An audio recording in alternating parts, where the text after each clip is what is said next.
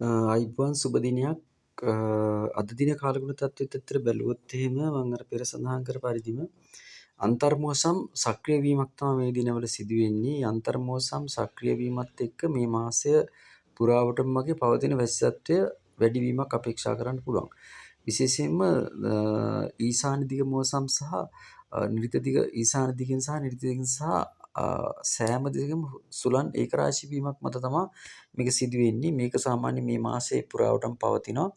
හැබැයි මෙවර මේ මාසයේ අන්තිම කාල සීමාවට කියන්නේ 20න් පස්සේ වගේ මේක මේ බොහෝ දුරට පීඩන අවපාතයක් දක්වා වර්ධනය වීමේ හැකියාවක් තියෙනවා. ඒකින්ද ඒ ගැන මේ අවධානය දක්වන්න ඕන. දැන් අද දින ගත්තොත් එහෙම අද දින විශේෂයෙන් බස්නාහිර ඒ වගේම සබරගමු දකුණු මධ්‍යම පළාත්වලත් දිවෙන පුරාම භාගයේ අපර භාගයේ වැසි ඇතිවීමේ හැකියාවක් තියෙනවා.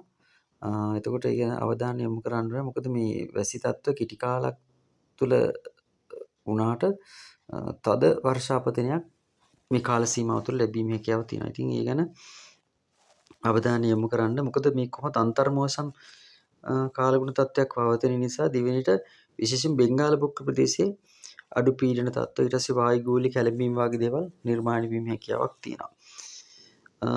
මෙවරත් 20 ගණන් වලින් පස්සේ බොහෝ දුරට දිවයිනේ කාලගුණය ගොඩක් දුරට අයහපත් වෙන්න පුළුවන්. මොකද මේ අඩු පීඩන තත්ත්වයක් නිර්මාණය වීමේ හැකියාවක් තියෙනවා බෙන්ගාල බොක්ක ප්‍රදේශයේ, ගිනිගොන දිග බෙන්ගාල බොක්ක ප්‍රදේශයේ.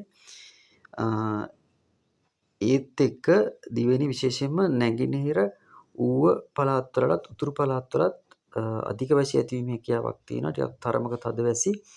දිවයිනේ සෙසු ප්‍රදේශවලටත් එම තත්ත්වය බලාපොරොත්තු වෙන්න පුළුවන්. ඉතින් ඒ ගැන අවධානය යොමු කරන්න කියන එක තමයි කියන්න තියෙන්නේ. හොඳයි.